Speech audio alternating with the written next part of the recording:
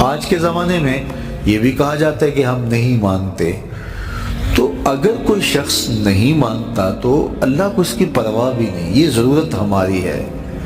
فرمایا قُلْ مَا يَعْبَأُ بِكُمْ رَبِّي لَوْلَا دُعَاؤُكُمْ، اے محبوب فرما دو تم نہیں پکارو گے تو اسے بھی پرواہ نہیں ہے، ضرورت تمہاری ہے، مانگنا تم نے ہے۔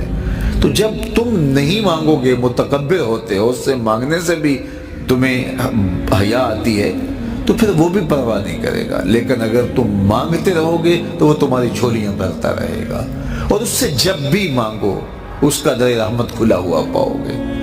جس بھی لہجے میں مانگو وہ دینے پہ آمادہ ہوگا۔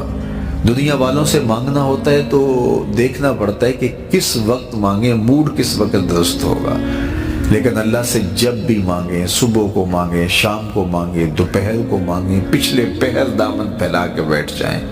پھر دنیا داروں سے مانگنا ہو تو ان کی زبان میں مانگنا پڑتا ہے۔ اللہ سے اردو میں مانگیں، عربی میں مانگیں، ہندی میں مانگیں، سندھی میں مانگیں، نظم میں مانگیں، نثر میں مانگیں، اقبال کے لہجے میں مانگیں، سعدی کے انداز میں مانگیں، رومی کی طرز پہ مانگیں۔ نہیں مانگنا آتا خالی ہاتھ پھیلا دیں، وہ بند لبوں کی بولیاں بھی سنتا ہے۔ مانگے تو صحیح، دستے طلب تو دراز کریں، وہ کریم ہے۔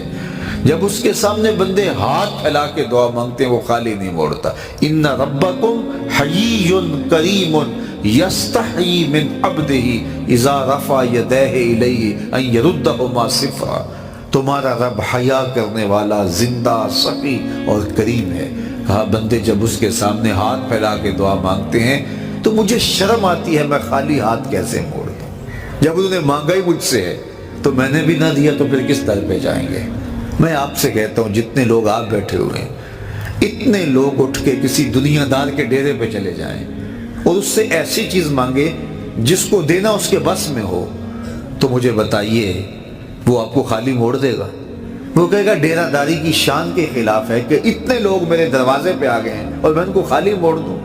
جب کسی دنیا دار کے در پہ اتنے لوگ جمع ہو کے چلے جائیں تو وہ بھی حیا کرتا ہے کہ اتنے لوگوں کو کیسے خالی موڑوں، میں ایک ڈیرہ دار شخص ہوں، کیا کہیں گے؟ اسے حیا آتی ہے اتنے لوگوں کو خالی موڑتے ہوئے، تو رب کی دہلیز پہ ہاتھ پھیلا کے جب مانگیں گے تو رب خالی موڑ دے گا۔ کہا وہ اسے حیا یستحیی من عبدہ اذا رفع یدیہ الیہ ان یردہما صفرا۔ جب تم ہاتھ پھیلا کے اس سے مانگتے ہو، اللہ فرماتا ہے مجھے شرم آتی ہے، مجھے حیا آتی ہے کہ تمہارے اٹھے ہوئے ہاتھوں کو خالی موڑ دوں۔ اس لیے کہ اگر میں بھی نہ دیا تو کس در پہ جاؤ گے، کس چوکھٹ پہ جاؤ گے؟ تو اس سے تم مانگو، اپنے لیے بھی مانگو، اپنوں کے لیے بھی مانگو، بیگانوں کے لیے بھی مانگو، شام سپیرے دوپہر مانگو، مانگ لیا ہے پھر مانگو۔ دنیا داروں سے ایک دفعہ مانگ لیا جائے تو پھر دوسری مرتبہ مانگتے ہوئے ہم وقفہ ڈالتے ہیں، یار یہ ادھار بھی مانگا ہو تو کہتے ہیں یار اب کچھ سال کے بعد کہیں گے، وہ کہیں گے روز ہی یہ مانگ لیتا ہے، اس کی ضرورتیں پوری نہیں ہوتی۔ لیکن اللہ سے مانگا، ابھی کھڑے تھے اہدنا الصراط المستقیم، اللہ سیدھی راہوں پہ گامزن رکھنا، یہ مانگ رہے تھے ہاتھ باندھ کے۔ پھر تشہد میں بیٹھے تو پھر مانگنے بیٹھ کے ربنا اغفر لی ولوالدی وللمؤمنین یوم یقوم الحساب، مجھے بھی بخش دے، میرے ماں باپ کی بھی مغفرت کر دے، قیامت تک آنے والے اہل ایمان کی مغفرت کر دے۔